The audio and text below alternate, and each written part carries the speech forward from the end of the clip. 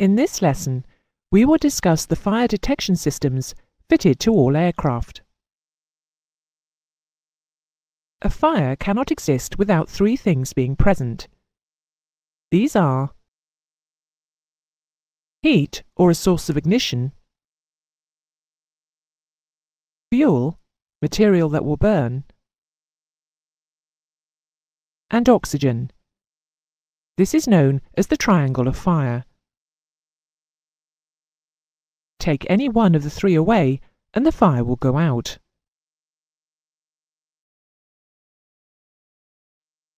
A fire in an aircraft is extremely dangerous. So to protect the aircraft, the crew and the passengers, aircraft must have fire detection and extinguishing systems fitted in all areas where a potential fire risk may exist, following failure of or leakage from any component or associated equipment. The specific areas that require protection are the engines, the auxiliary power unit or APU, the main wheel wells, and the cargo compartments. These areas are known as designated fire zones, and they must have detection systems fitted to warn the crew of a fire. In the case of the engines and the auxiliary power unit, they are isolated by fireproof bulkheads, known as firewalls, normally manufactured from titanium or stainless steel, which will contain any fire to the immediate area and prevent it from spreading to the rest of the aircraft.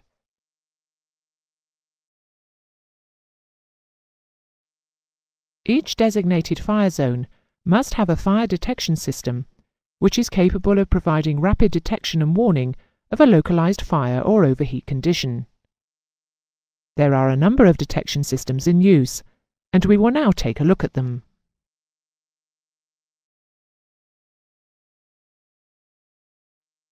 Differential expansion detectors use the fact that when heat is applied to different materials, they will expand at different rates.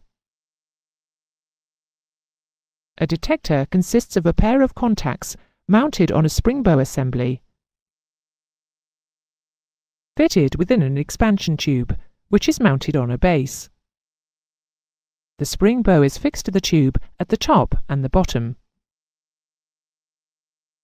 When heat is applied, the tube expands at a greater rate than the bow, drawing the contacts together. When the contacts come together, they provide power to the warning circuit. A subsequent drop in temperature will cause the tube to shorten, the contact to open, and the warning to stop. This type of detector usually incorporates a short time delay before the warning is activated, to prevent false warnings due to vibration. Differential expansion detectors are often used to monitor engine cooling air outlets in order to provide internal engine overheat warning. In the event of this warning being given, the pilots will normally be required to shut down the engine.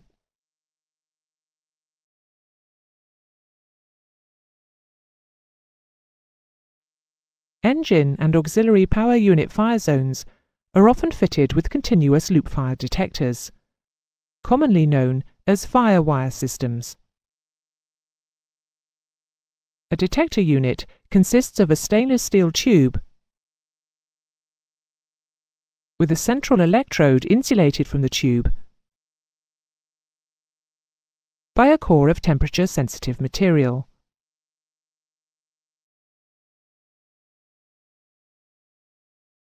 Firewire detectors operate on the principle of their core material having either a negative coefficient of resistance with temperature or a positive coefficient of capacitance with temperature. In one system, both methods are used together.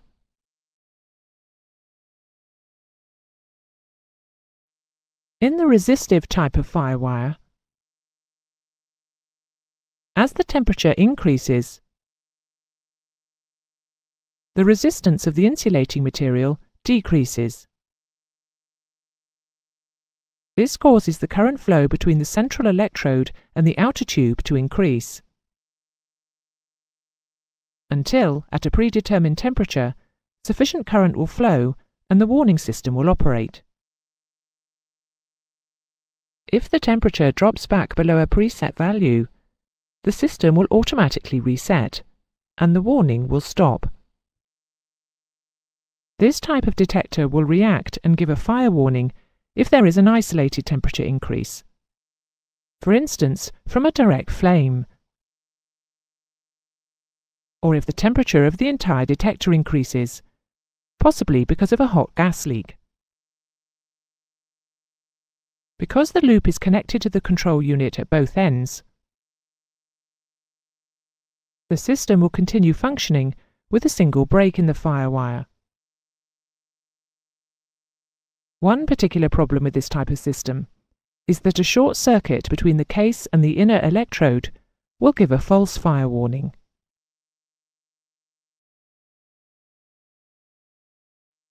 In the capacitive type of system, the detector acts as a long capacitor, with the core material acting as the dielectric, and the case and the inner electrode as the poles. The case and the inner electrode are connected across an AC supply. An increase in temperature causes a change in the properties of the inner core material. This change increases the capacitance of the detector. The firewire is polarized by the application of half-wave rectified alternating current from a control unit, which it stores and then discharges as a feedback current. As the capacitance increases with temperature increase, so will the feedback current. Once the feedback current reaches a predetermined level, it activates the fire warning. As with the resistive type, this system will reset itself once the temperature drops below a preset level. This type of detector will also react and give a fire warning if there is an isolated temperature increase, for instance from a direct flame, or if the temperature of the entire detector increases. Again, as with the resistive system, the loop is connected to the control unit at both ends, so the system will continue to operate normally in the event of a single break in the firewire. This system has the advantage over the resistive type in that a short-circuit grounding of the element or system will cause the capacitance to fall to zero, so will not result in a false warning.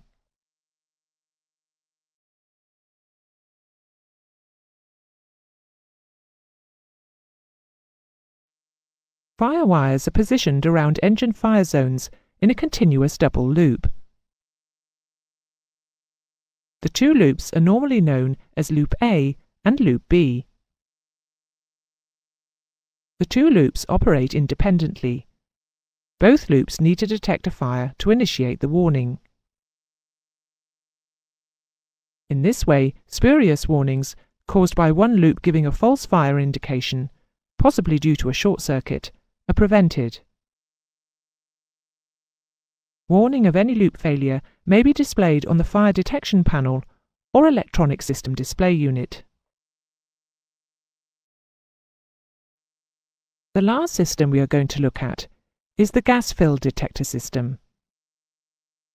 This system consists of a number of sensing elements which look very similar to firewire, and they are used in a very similar way. The tube has a central core, made up of a material which will give off hydrogen gas when heated to a high temperature.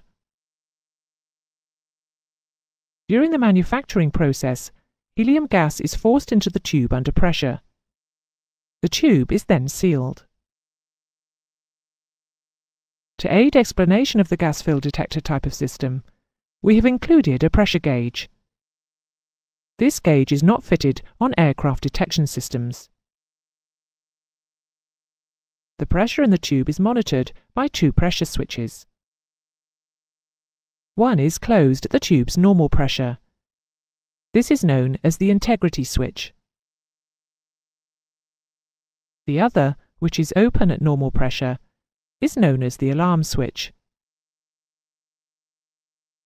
As with firewire, the detectors are positioned around the fire zones in a double loop, with both loops again being required to detect a fire before a fire warning is given.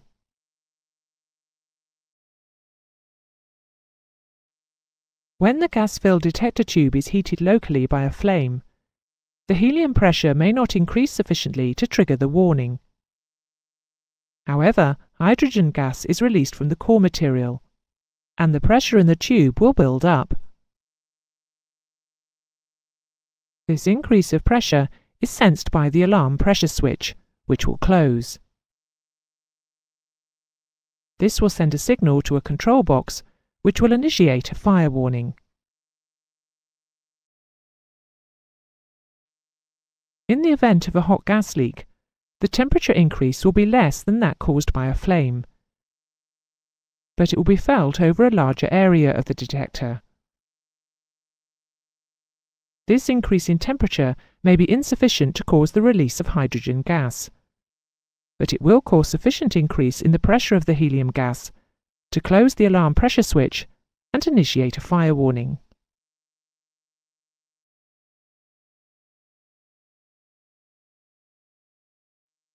Should the tube be damaged and the helium gas be released from the core, the pressure will fall and the normally closed integrity pressure switch will open. This will cause a fault indication on the control panel or electronic systems display.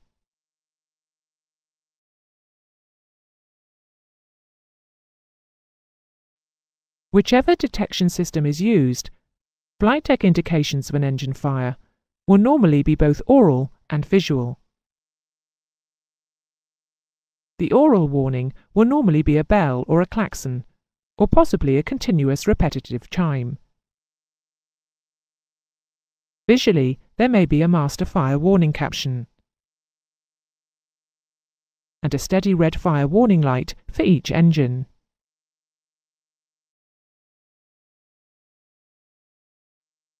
Before flight, a means must be available to test the fire warning circuit. A fire test selector is therefore provided for the flight crew. With differential expansion detectors, a simple continuity test is carried out on the wiring between the detector or detectors and the warning light.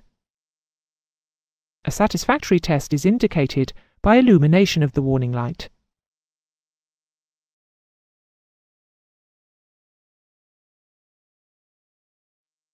When a fire test is initiated on a firewire system, a continuity test is carried out on both the outer tube and the inner electrode. A satisfactory test is indicated by a full fire warning being displayed for all engines being tested. Should there be a break in either the tube or the electrode of the firewire for a particular engine, then the test will fail, and a fire warning will not be given for that engine.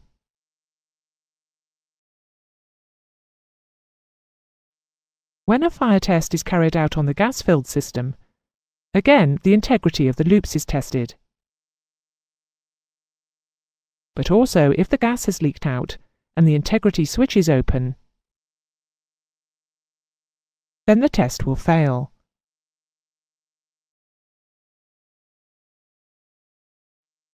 In some firewire and gas-filled detector systems, a warning is given to notify crews if a single fire loop should fail in flight. The system may now automatically switch to single loop operation, with a fire warning being given if the serviceable loop alone senses a fire. Depending on aircraft type, a limited number of sectors may be permitted to be flown in the single loop mode.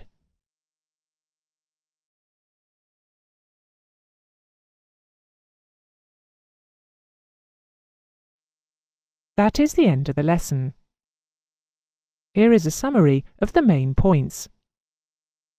Click to go on to the next one once you are sure you understand the point being displayed. The areas of an aircraft fitted with fire protection systems are the engines, the auxiliary power unit, the main wheel bays, and the cargo compartments.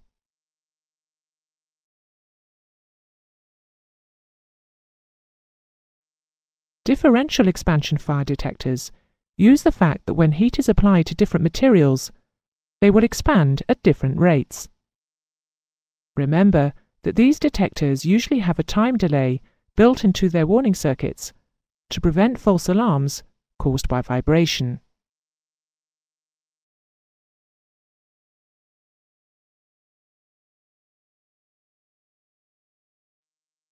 Resistance and capacitive firewire systems have the detector connected at both ends. So with a single break, the detector will continue to function. The system test checks the continuity of the loop as well as the warning system, so if there is a break, the test will fail.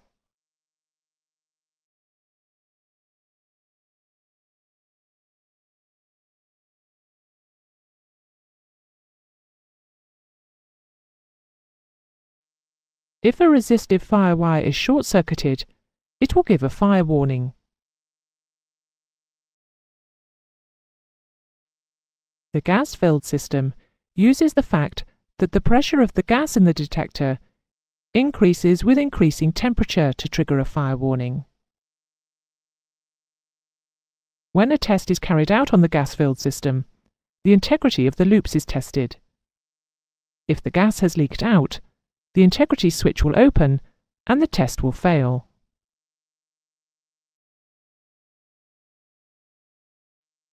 Finally, flight deck indications of an engine fire will normally be both aural and visual.